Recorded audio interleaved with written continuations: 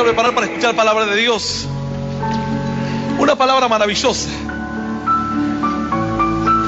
Cada palabra nos plantea un desafío distinto y una enseñanza distinta también. Pues cuenta la Escritura en el libro de Samuel, en el capítulo 6, que el pueblo se encontraba en un tiempo como de transición.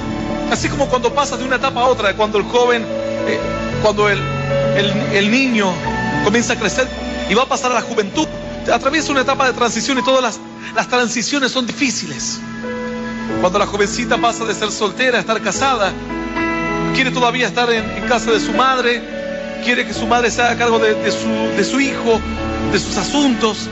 Todas las transiciones cuestan, porque una vez que te has acomodado a algo, luego tienes que acomodarte a lo que sigue. Bueno, para el pueblo de Israel también le costó. El pueblo estaba en una etapa de transición.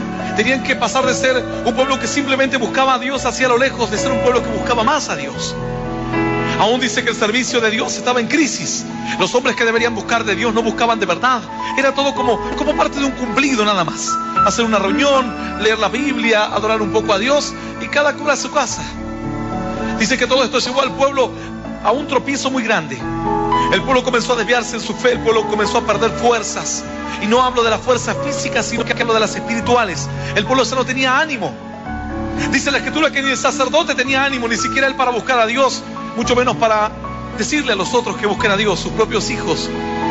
Dice la Escritura que vivían una vida desordenada aún dentro de la casa del Señor. Y esto provoca a que Dios le dé la espalda al pueblo. ¿Sabes? Que te dé la espalda un amigo es triste. Que te dé la espalda esposo es doloroso. Que te dé la espalda a tu esposa tal vez es triste y es doloroso también. Que te dé la espalda a tus parientes quizás es desagradable. Que te den la espalda los que tú aprecias te duele mucho, pero que te dé la espalda a Dios es lo peor que te puede pasar en la vida. Pues dice que Dios le da la espalda al pueblo. Dice que el pueblo comienza entonces a andar en su propio camino. Cuando ya Dios te da la espalda, te inventas un camino propio, un camino según tu mente, no según la palabra de Dios. Dice la Escritura que esto lleva a que el pueblo comienza a pelear ahora con fuerza de hombre. Si el filo se embotare, dice la Escritura, entonces hay que añadirle más fuerza. Cuando mi madre se ponía a cortar carne y me decía, ¿sabes qué, hijo? Este cuchillo no corta. Y yo la veía que por poco quería serruchar la carne. La golpeaba y la majaba, pero no pasaba nada. Así que me decía, ¿por qué no me afilás el cuchillo? Yo iba a buscar un lugar donde había una piedra para afilar y me ponía a afilar el cuchillo. Después de que estaba un rato afilando el cuchillo, le daba el cuchillo y ahora aplicaba menos fuerza. Costaba más fácil. Pero si el filo se embota, hay que añadir más fuerza. Cuando buscar a Dios te cuesta cada vez más, es porque estás poco filoso. Cuando adorar a Dios te cuesta más, es porque tienes poco filo. Cuando resistir las tentaciones y los pecados requiere un esfuerzo sobrehumano, es porque ya tu cuchillo no corta nada. Quieres matar a tu adversario a fuerza de golpes, no a fuerza de una herida, de una llaga. Pues la Biblia dice entonces que el pueblo tuvo que añadirle fuerza a todo lo que emprendía. Y salió a la batalla a pelear con sus enemigos. Más dice que los enemigos prevalecieron sobre ellos, porque comenzaron a pelear en el terreno humano, en el terreno carnal, en el terreno mental. Entre que ellos estaban peleando, dice que alguien dijo, bueno, ahora traigamos el arca de Dios, porque con el arca de Dios venceremos. La Escritura cuenta que mandan a buscar el arca, y se encontraban los dos ejércitos allí en una gran planicie, enfrentados. Los que miraban de lejos a los hijos de Dios, y los hijos de Dios habían detenido los ataques, esperando que vengan los refuerzos. Este refuerzo era el arca de Dios. Dice la Escritura que cuando llega el arca de Dios al campamento de los hijos de Dios, los filisteos a lo lejos lo miraban. Cuando llega, dice que todo el pueblo comienza a gritar con un grito que se escucha a kilómetros. Entonces los filisteos tienen miedo porque dicen, ahora Dios está con ellos. Pero lo único que ellos tenían era el ánimo, nada más. Nada más tenían ánimo. Solo ánimo. No tenían otra cosa. Porque lo que habían obtenido era solamente una confianza propia. Cuando alguien te da una palabra de Dios, pero tu vida no corresponde a la vida de un creyente, lo único que recibes es un entusiasmo, nada más. No sustancia. La palabra de Dios no es un buen aliento. Esto no es parte de una psicología grupal o de una terapia de grupo. Esto es parte de una verdad espiritual. La Biblia dice que la paga del pecado es muerte. Tú pecas y lo que antes estaba vivo se muere. Tú pecas y el entusiasmo que antes tenías ya no lo tienes más. Tú pecas y las fuerzas que antes tenías no la tienes más. La paga del pecado es la muerte. El pueblo entonces dice que se levantó en confianza, pero era una confianza de hombre. Era una confianza en su carne. Los filisteos dijeron: esforcémonos porque tal vez podemos vencerlos. Salieron los filisteos también a esforzarse la carne. Se encontraron en medio del campo de batalla y comenzaron a pelear. ¿Sabes qué? Tú puedes engañar a los filisteos de que Dios está contigo. Los filisteos dijeron: los dioses de los judíos han descendido a sus campamentos. Dice que hablaban entre ellos. Tú puedes engañar a otros, pero tú no te puedes engañar a ti mismo. Eso es lo más triste. Tú puedes mentirle a otro de que eres un buen creyente, pero no te puedes engañar a ti mismo. En tu corazón sabes que necesitas de Dios. En tu corazón sabes que estás en terapia intensiva, que no tienes fuerzas para pelear con tu adversario. Yo a veces hablo incluso con líderes, con pastores, que después de un tiempo comienzo a mirarlos bien y digo: este hermano está peleando con sus fuerzas, está en terapia intensiva, porque ya no tiene fuerzas espirituales. Sus fuerzas que le quedan son fuerzas humanas, conocimiento de la Biblia, pero no una vida que sostenga la bendición espiritual. Para sostener la bendición espiritual tienes que andar en fe. El justo, dice la Escritura, por su fe vivirá, y si retrocediere no agradará a mi alma, dice el Señor. Tú puedes engañar a otros, hasta tus parientes, hasta tu esposa, hasta tu marido. Tú puedes engañar a cualquiera, pero no te puedes engañar a ti mismo. Esto es lo que le ocurrió al pueblo de Israel. Dice que ellos salieron, dijeron: hemos gritado que vino Dios, pero en medio de la batalla ellos sabían que Dios no podía estar con ellos. El adúltero tomaba la espada y decía: en el nombre de Jehová, pero ni él se lo creía. El que había estado consultando a los brujos tomaba su arco y decía: en el nombre de Jehová de los ejércitos, tiraba las saetas, pero él no se lo creía. Lo hacía porque los demás no lo creían, pero él en su corazón no tenía la convicción. ¿Te das cuenta? Una cosa es invocar el nombre de Dios, otra cosa es saber que la bendición está contigo. Ellos no se sentían merecedores de la bendición. Por eso fueron debilitados en el campo de batalla. Dice que el estruendo que provocaron los hijos de Dios era tan grande que los filisteos por poco no salen al campo de batalla más. Pero entre ellos dijeron: esforcémonos, tal vez podamos vencerlos, aun cuando sus dioses estén con ellos. Y se esforzaron. Pero los judíos tenían solamente el nombre de Dios, no tenían la confianza en Dios. Son dos cosas distintas. Tú puedes ir en el nombre de Dios a una ciudad a predicar la palabra, y luego de las primeras pruebas, adversidades, te queda solamente eso, el ánimo. Pero tú puedes ir con una vida en comunión con Dios, y luego de enfrentar las primeras luchas, tú caminas por la calle en paz, en esperanza. Tú puedes no tener que comer hoy y das gracias por los alimentos, como lo dan gracias millones de creyentes alrededor del mundo. Pero uno lo hace porque tiene que hacerlo, el otro lo hace de corazón. Y puede enfrentar muchos días en escasez, porque su corazón es un corazón agradecido. Su oración para bendecir los alimentos no es una vana repetición, un ritual cristiano. Finalmente dice que empezaron a perder la fuerza los hijos de Dios. Aquel que se sentía que vivía una vida lejos de Dios no tenía fuerzas para pelear, ya no tenía motivos para pelear. Se sentía que estaba vacío, y empezaron a huir de a unos, otros. El arca de Dios estaba en el medio, la habían llevado en el medio, como diciendo: ahora van a tener miedo porque traemos el arca de Dios. Aquel arca de Dios había sido construida por mandato del Señor dado a Moisés. Era una especie de una caja de madera de acacia recubierta de oro. Tenía varas también de madera de acacia recubiertas de oro, unos anillos a los costados, una tapa. Sobre aquella tapa había 2 querubines con sus alas enfrentadas. Adentro estaban los panes de la proposición, la vara de Aarón que reverdeció y las tablas de la ley. Era uno de los elementos más sagrados para todo el pueblo judío. Estaba en el lugar santísimo. Ellos lo llevaron al campo de batalla. ¿Sabes qué? No es el nombre que tú lleves. Alguno dirá: pastor, pero yo lo reprendí en el nombre de Jesús. Pues bien haces. ¿Por qué me llamas Señor, Señor? Dijo el Señor Jesús, si no hace la voluntad de mi Padre. De cierto os digo que muchos en aquellos días dirán: Señor, en tu nombre echamos fuera demonios, en tu nombre profetizamos, en tu nombre predicamos, en tu nombre hablamos en lenguas, en tu nombre hicimos milagros.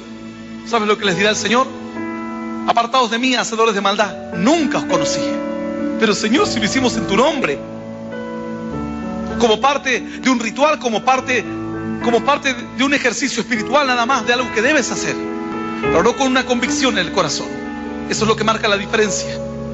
Cuando tú caminas en fe y en tu corazón hay una convicción de fe, todo lo que tú dices está respaldado por la fe.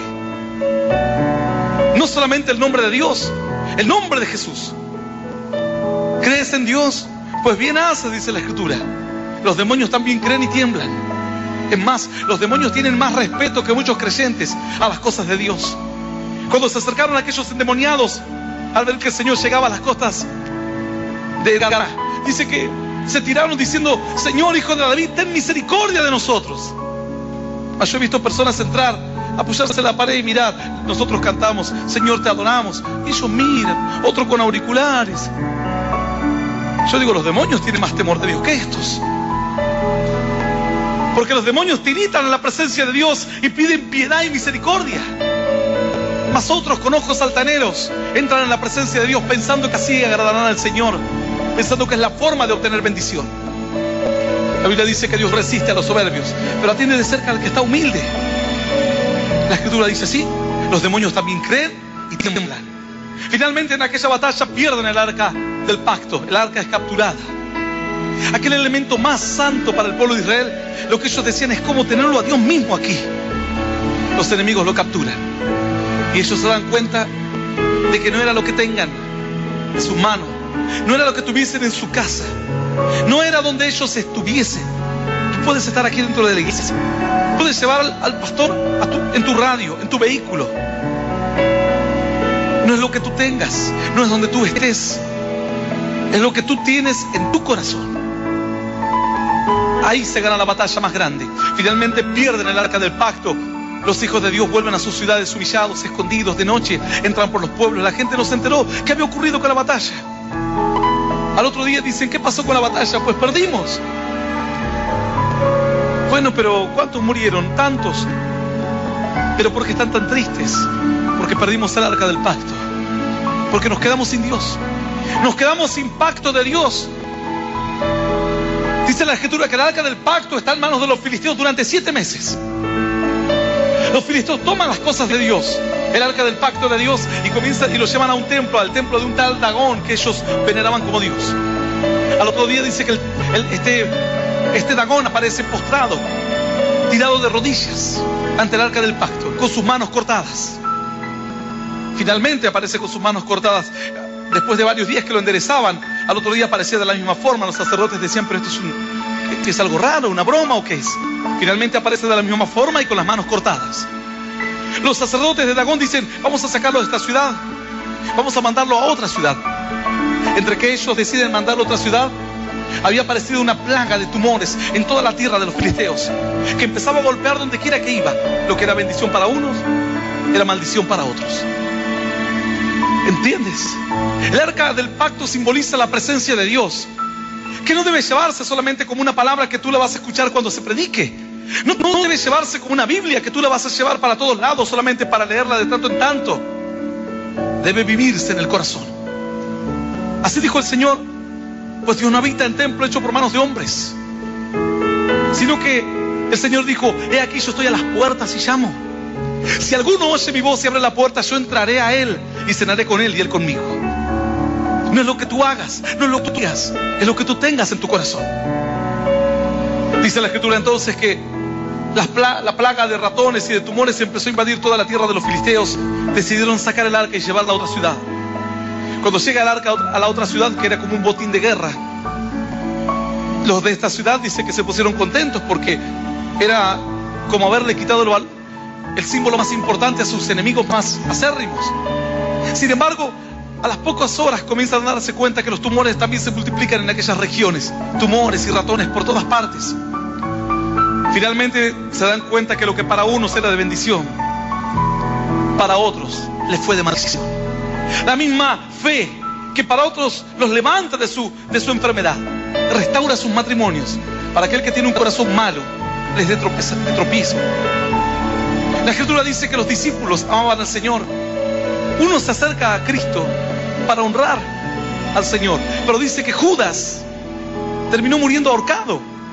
lo que para otros le fue una gran bendición, Judas le fue la peor de las maldiciones. Tal vez si Judas hubiese quedado en su casa atendiendo sus asuntos, no iba a morir ahorcado.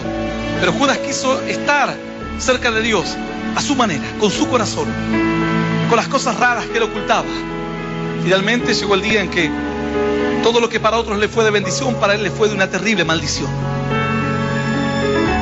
Los filisteos dicen: algo tenemos que hacer.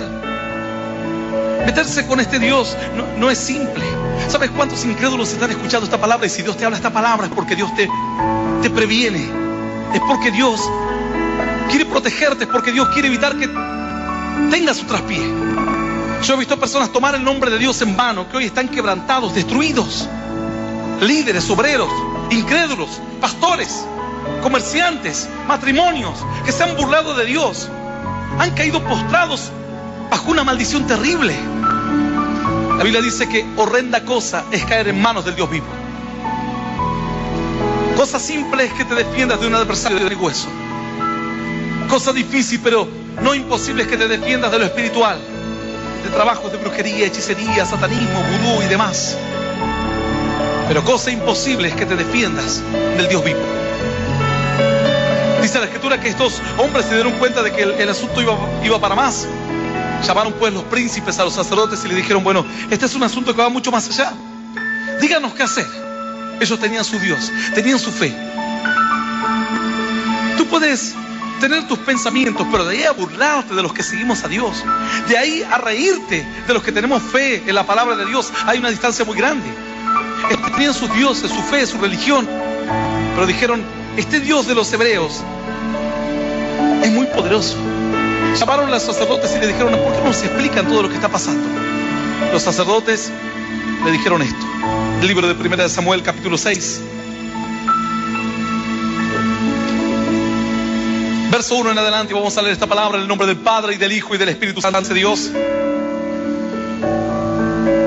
Estuvo el arca de Jehová en la tierra de los filisteos 7 meses. Entonces los filisteos, llamando a los sacerdotes y adivinos, preguntaron: ¿qué haremos del arca de Jehová? Hacednos saber de qué manera la hemos de volver a enviar a su lugar. Ellos dijeron: si enviáis el arca de Dios de Israel, no la enviéis vacía, sino pagadle la expiación. Entonces seréis sanos y conoceréis por qué no se apartó de vosotros su mano. Y ellos dijeron: ¿y qué será la expiación que le pagaremos? Ellos respondieron: conforme al número de los príncipes de los filisteos, 5 tumores de oro y 5 ratones de oro, porque una misma plaga ha afligido a todos vosotros y a vuestros príncipes. Haréis pues figura de vuestros tumores y de vuestros ratones que destruyeron la tierra, y daréis gloria al Dios de Israel. Quizás aliviará su mano de sobre vosotros, y de sobre vuestros dioses, y de sobre vuestra tierra. ¿Por qué endurecéis vuestro corazón como los egipcios y Faraón endurecieron su corazón? Después de que los había tratado así, ¿no lo dejaron ir y se fueron?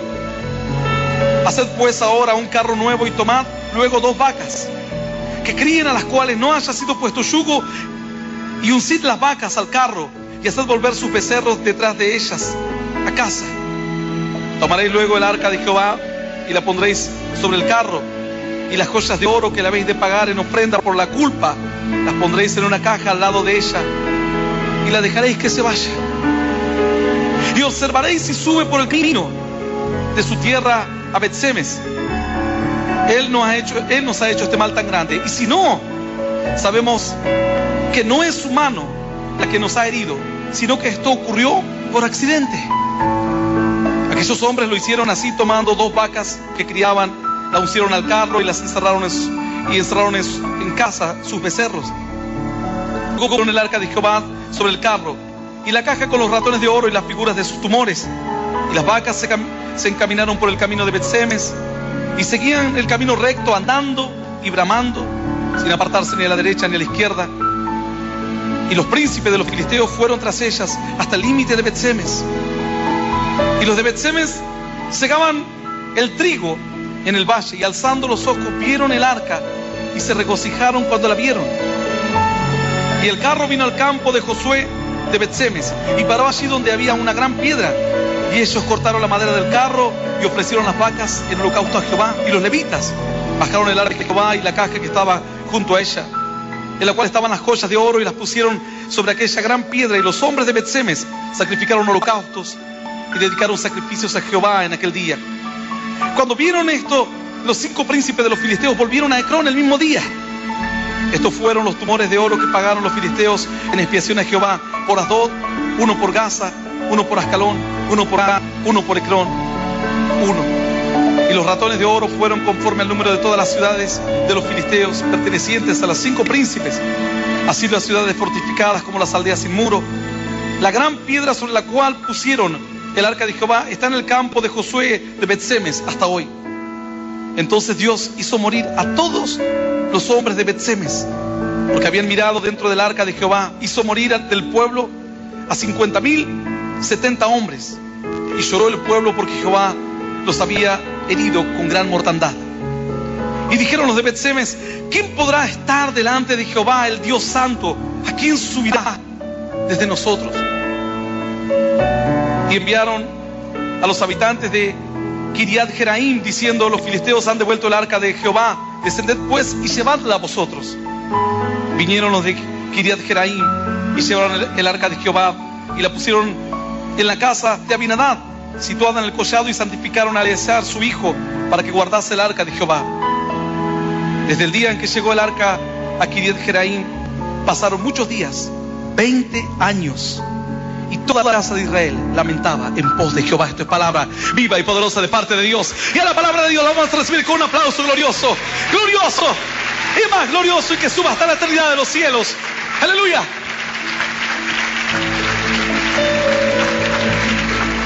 Es una historia larga, pero es una historia hermosa. Es una historia que nos abre los ojos espirituales para entender cuáles son las verdades de Dios. Hay personas que dicen: Dios mío, ¿dónde estás?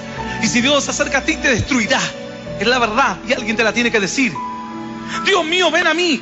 Dios dirá: santifícate primero, porque te voy a terminar enfermando, te voy a terminar empobreciendo, te voy a terminar destruyendo.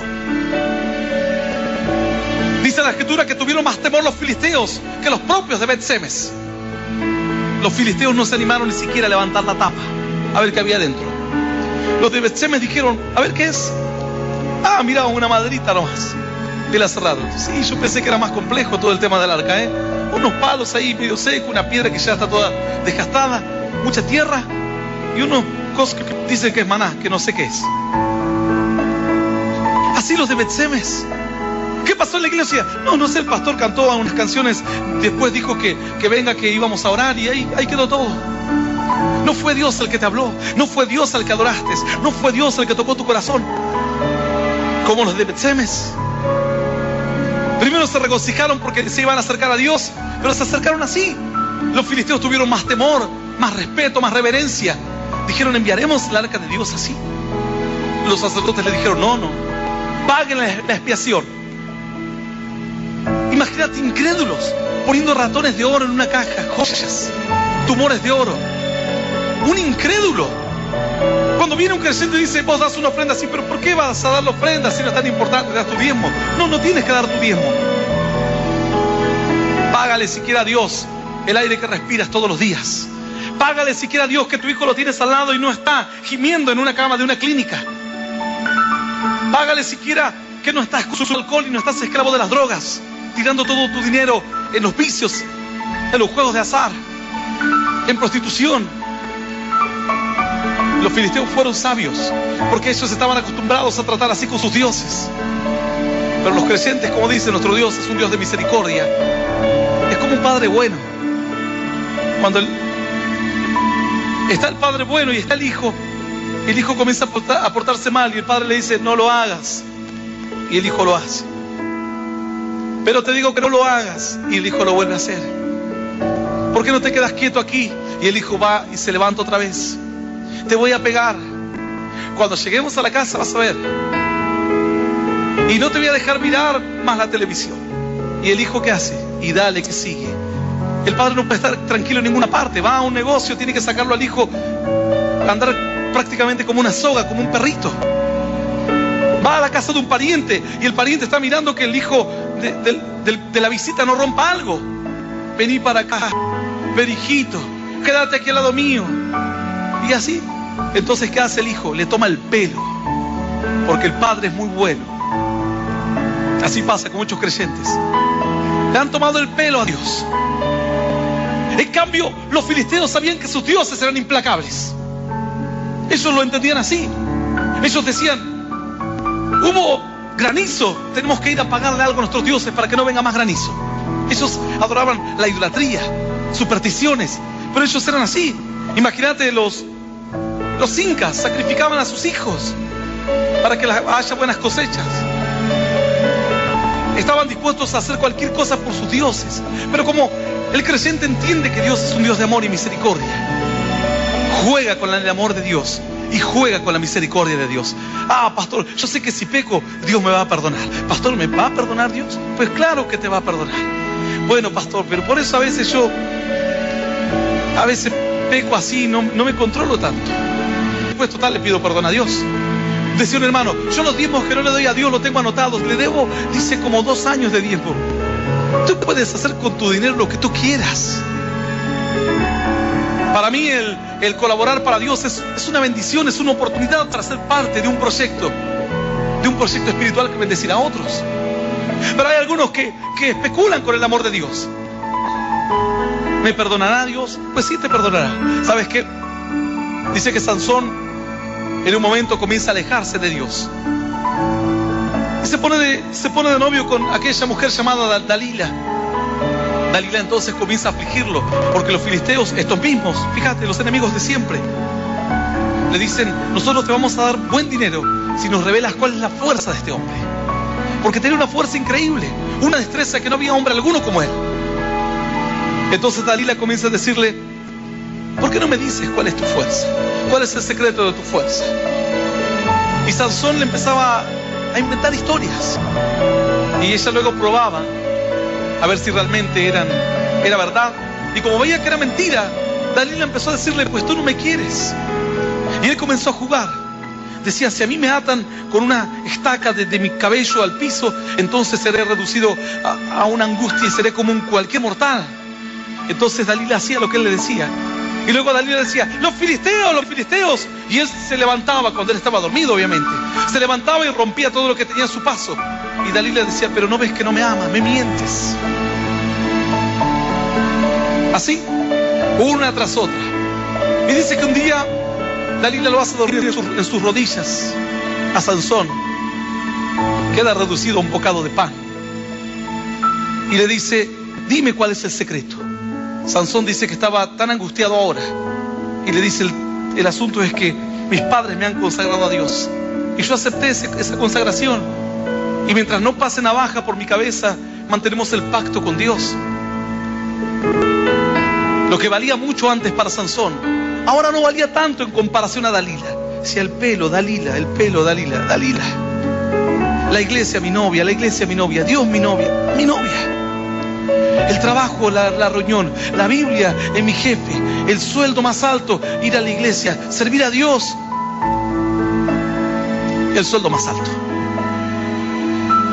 Dice que en un momento menospreció Sansón lo que Dios le había dado. Y así se durmió Sansón, contándole por fin el verdadero motivo. Él era nazareo. Dice que finalmente, cuando Dalila le corta el cabello, le dice: los filisteos vienen sobre ti. Y dice que Sansón para sí mismo pensó: otra vez me levantaré como me hice tantas veces y destruiré de vuelta a los adversarios. Pero esta vez, dice la Biblia, Jehová, Dios, se había apartado de él. Y ahora se levantó con ánimo, con esperanza, pero sin fuerzas. Finalmente fue capturado por sus adversarios. Lo usaron como un juguete. Y él, que era caudillo de Israel se quedó sin un caudillo. Israel se sintió indefenso, porque aquel hombre que Dios había ungido para cosas grandes había sido capturado por los adversarios. Así le pasa a muchos creyentes: juegan con la gracia de Dios hasta que un día piensan que van a salir y se van a levantar otra vez, y nunca más se levantarán. Yo he visto creyentes entrar por esa puerta y estar 1 año en la iglesia, después alejarse de Dios 2 años, después volver a entrar: Señor, te amo, 3 años, después alejarse otra vez 1 año, después volver otros 3, 4 años. Lo que ellos no saben es que un día se irán por esa puerta y Dios no le permitirá nunca más entrar. Dice que finalmente Dios, hay personas a quien las entrega una mente reprobada para que hagan cosas que no convienen. Por cuanto no tomaron en cuenta honrar a Dios, Dios los deja y su mente comienza a estar turbada, y lo que antes creían ya no pueden creer, y lo que antes valoraban ya no lo pueden valorar. Dios se aleja, Dios le da la espalda, como le dio al pueblo. Dice que el pueblo peleaba el nombre de Dios, pero Dios ni siquiera los miraba. Por eso no tuvieron fuerzas para vencer, y el arca de Dios cae en manos de los filisteos. Los filisteos tienen más temor que los hijos de Dios, y le pagan a Dios todo el daño que le ocasionaron, toda la molestia. Dijeron: Señor, te hemos molestado, hemos perturbado tu arca. Dios de Israel, aquí tienes el pago. Los sacerdotes, muy astutos, le dijeron: ¿saben qué? Vamos a tomar, dice la escritura aquí, dice en el verso 5: haréis pues figuras de vuestros tumores y de vuestros ratones que destruyeron la tierra, y daréis gloria al Dios de Israel. Quizás aliviará su mano de sobre vosotros y de sobre vuestros dioses y de sobre vuestra tierra. Ellos les dicen. Luego los sacerdotes también le aconsejan diciendo: tomen a dos vacas que tengan terneros, y encierran a los terneros en casa, y se llevan a las vacas y las ponen en un carro. Vacas que no están acostumbradas a guiar un carro, que nunca jamás nadie le haya puesto arnés o yugo, y que estén criando hijos o crías. Y luego la ponen en el camino y las dejan que ellas agarren para donde quieran. ¿Para dónde agarrar la vaca? En una oportunidad, en una convención de pastores, cierto padre de un hermano, el papá de un creyente, un señor mayor, de un creyente que asistía a la iglesia de hace mucho tiempo, al enterarse que andábamos por aquellas regiones, aquella provincia, nos invita y dice: yo tengo una casa en el campo y sería bueno que vengan. Por aquí hay un lugar de deportes, pueden, si quieren, jugar al fútbol un poco. Hay un río por ahí cerca también, si quieren estar un ratito. Si disponen de algunas horas libres, los invito a que vengan. Vamos a carnear un ternerito. Así comemos un rico asado y los agasajamos un poco. Bueno, dijimos, esperamos el momento. Después, en medio de toda aquella reunión, cierto día que disponemos de unas horas a la mañana, nos vamos a la casa de este hombre. Y bueno, él ya había carneado el ternero, y todos los pastores curioseando por todos lados: ¿y esto cómo se llama? Esto se llama gallina, hace kikiriki, no, ese es el gallo. Y así, ¿cómo se llama esta? Hasta los perros le tenían que decir el nombre, todo. Porque cualquier animal que había para ellos era una novedad. Y esta es una cabra. El otro se sacaban fotos con los cabritos, abrazando los cabritos y todo. Todos los animalitos que había, loro, todos los pájaros. Agarraban los sombreros de los gauchos que tenían, los pastores se disfrazaban, se sacaban fotos y demás. Para ellos era parte turística. Bueno, el asunto es que uno entre tantos se acerca y me dice: ¿viste que la vaca de allá anda triste? Me dice. Porque igual anduvimos a caballo un rato ahí. Yo digo: este debe ser psicólogo de los animales. Ah, sí, le digo yo. Sí, está triste la vaca.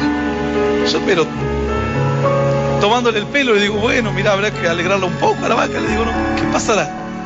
Y seguí hablando de otra cosa, y vino el otro y dice: sí, la vaca está triste. Yo digo: tanto que la vaca está triste, que ¿será que este hombre le dijo que la vaca está triste? Hasta que después me dice: no, dice, está triste porque es la mamá del ternerito que nos acabamos de comer, dice.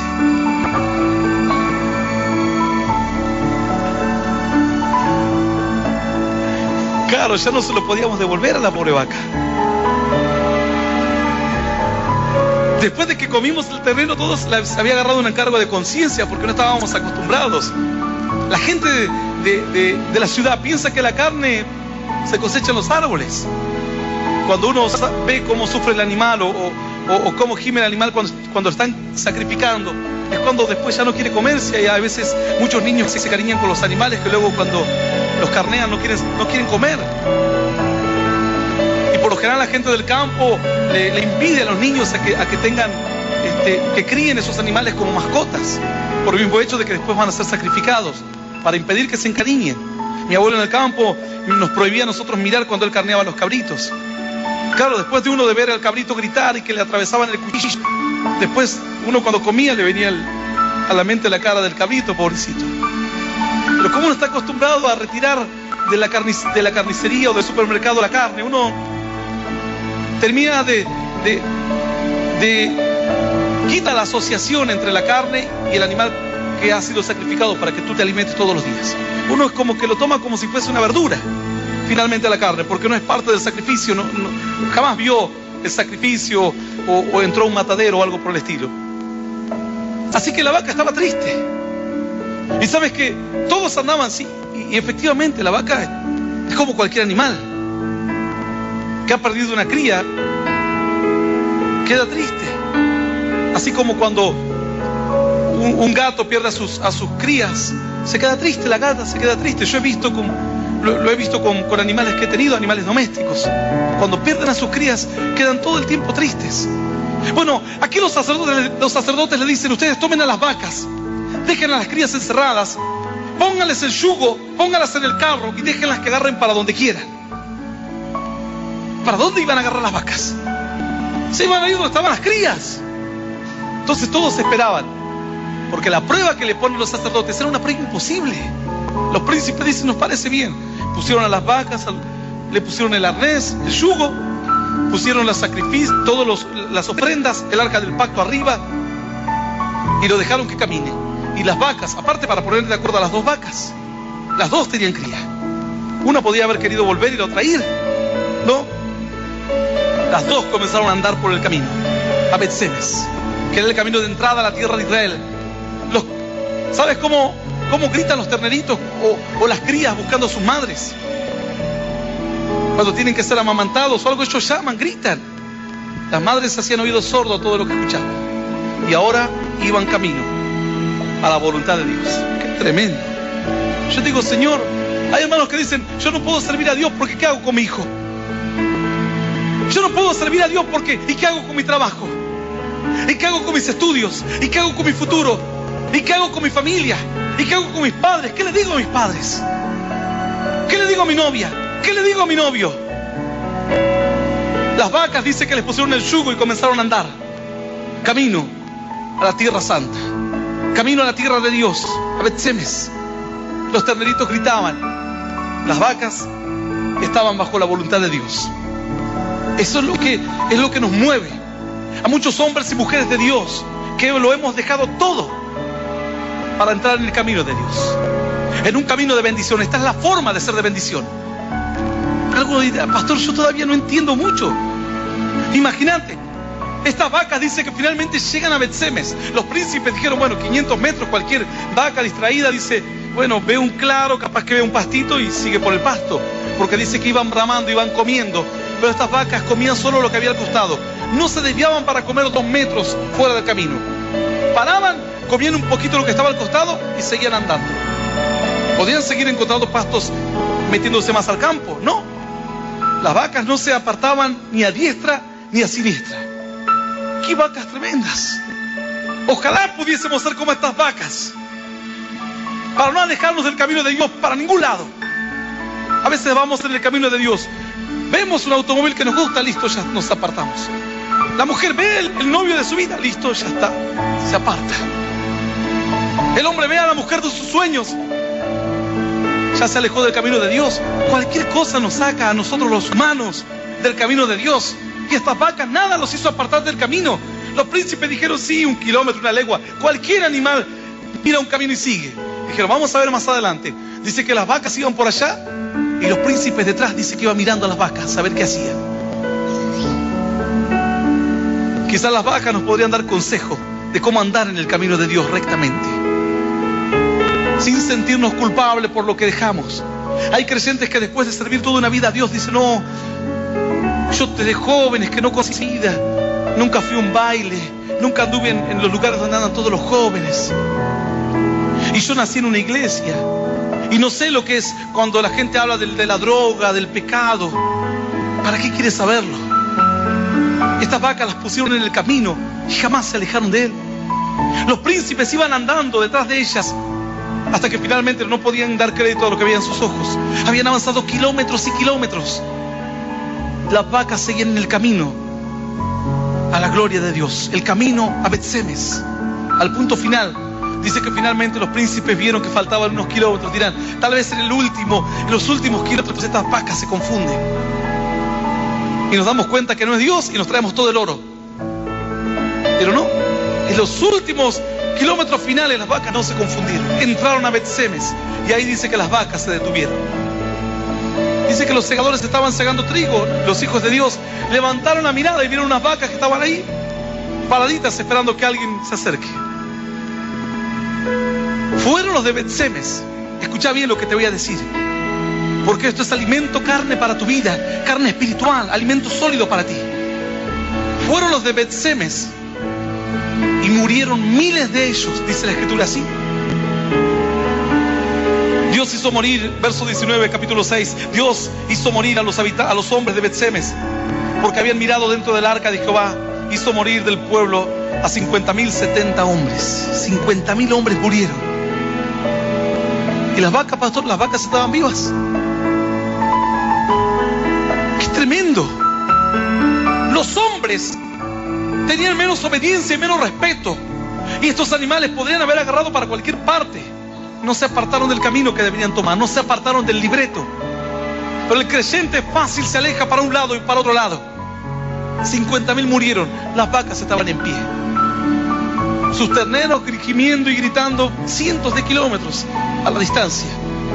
Las vacas bajo la voluntad de Dios. Dios había puesto, Dios había ordenado a sus animales que vayan así.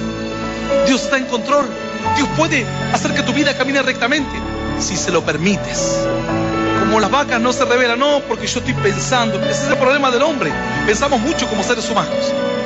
Cuando Dios te dice que debes andar de tal manera y cuando debes orar y creer que un milagro va a ocurrir, debes creerlo, no dudar. Señor, pero ¿cómo lo harás? Que será como una inyección que entre mis venas y tú me sanas ahora el tumor, Señor, los desintegras. ¿Cómo haces? ¿Cómo lo sacas? Así cierta persona le pidió a Dios un milagro, que Dios emplomase la muela, y él empezó a abrir la boca, decía, tengo que abrir la boca, ¿qué tengo que hacer? Solamente tienes que creer y dejar que Dios haga el resto. Y así por largos días él se preocupaba a ver cómo Dios hacía, y Dios nunca hizo nada, porque su mente era el gran estorbo. El día que empezamos a hablar de milagros y de poder, y este varón pasó al frente, cuando menos se quiso dar cuenta, Dios había hecho el milagro, y el milagro había ocurrido. ¡Aleluya! ¡Y aleluya! Claro que sí. Estas vacas no pensaron, estaban en pie. 50.000 habían caído muertos en aquel día por hacer un poco más, por faltar el respeto a Dios. El arca que debería ser de bendición para el pueblo le había sido de maldición. Dice la escritura entonces que el pueblo decide dejar el arca en la casa de cierto varón llamado Josué.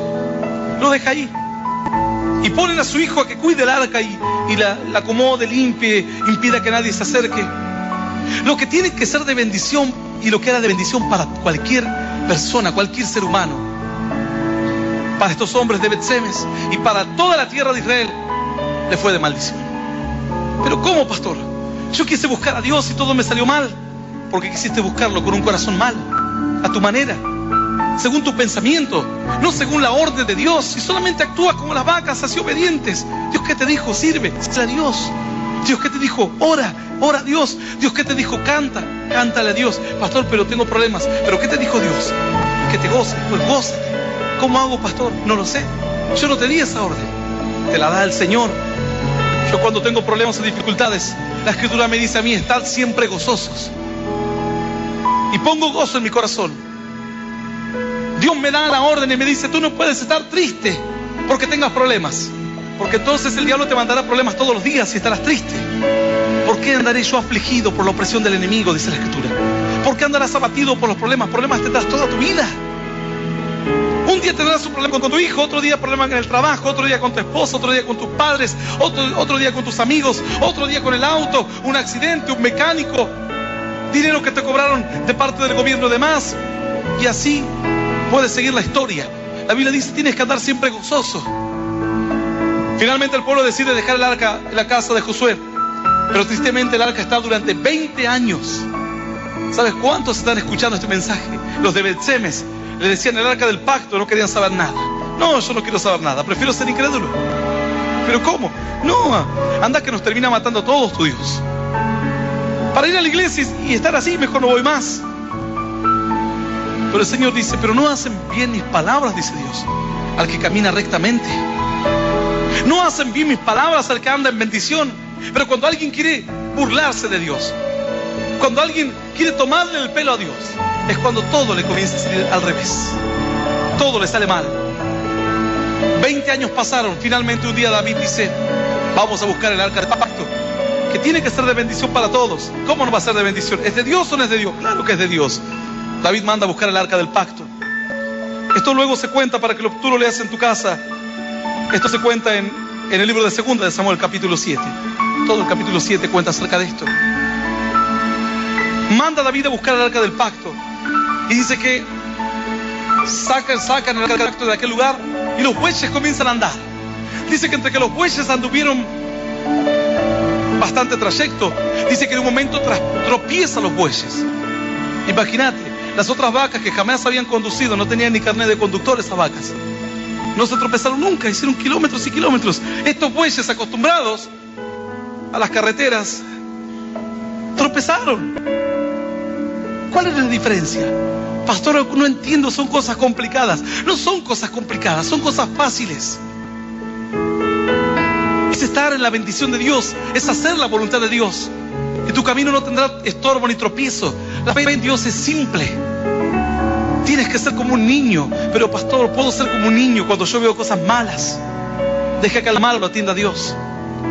Pastor, puedo ser como un niño cuando hay personas que me calumnian. Deja que de ese se encargue el Señor. Tú tienes que ser como un niño. Confiar simplemente. Creer. Estas vacas, dice que nadie les puso un yugo, pero estaban en el camino que debían estar. No tropezaron jamás. A estos bueyes acostumbrados a guiar carros y carretas, le pusieron el arca, anduvieron unos metros, ¡prum!, se tropezaron. A tal punto fue el tropiezo de los bueyes, que no sé, no vieron las piedras, el obstáculo. Dice que tuvo que ir uno llamado Usa a agarrar el arca. Él sintió que tenía que agarrar el arca. Dice que cuando agarró el arca, cayó muerto. Porque Dios se defiende solo. Porque aún en ese camino, Dios sabía cuidarse por sí mismo. Finalmente David, cuando se entera, dice: ¿sabe qué? Uno fue a tocar el arca y murió. David dijo: dejen el arca, déjenla por ahí. Pero ¿cómo? Lo de Dios tú lo estás dejando de lado porque viste a otros que le fue mal. Sí, yo conozco uno y hasta pastor era un delincuente. Puede ser. ¿Cuántos curas hay que están todos con causas terribles? Miles y cientos de miles de ellos en el mundo, de violaciones, de abusos. Terrible.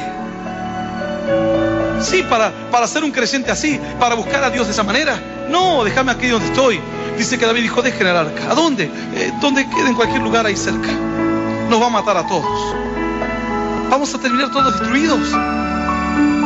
Queríamos la bendición. Tú quieres la bendición, pero tú la quieres a tu manera. Y la bendición es a la manera de Dios. No es a tu manera. Tu manera es tu manera cómoda. Que se adecúe la fe a lo que tú piensas en tu mente. Que se adecúe la fe a lo que tú sientes en tu corazón. Yo hay momentos que tuve que decirle no a mi corazón para decirle sí a Dios. Hay momentos que le tuve que decir no a mi mente para decirle sí a Dios. Hay momentos que le tuve que decir no a mi salud para decirle sí a Dios. Y tuve que levantarme de en medio de grandes adversidades de todo tipo.